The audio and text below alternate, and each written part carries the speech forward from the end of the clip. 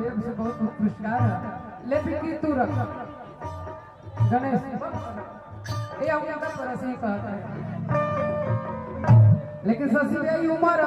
हमनी से थोड़ा बहुत अभी उम्र में ना होता हमारे बाबूजी 40 साल की उम्र में आर्मी से रिटायर होके आगे में अब वो प्रेम करेंगे हम नहीं कर सकता आप लोग के तक खिला देते काहे कि प्रेम किया कि बदनाम हो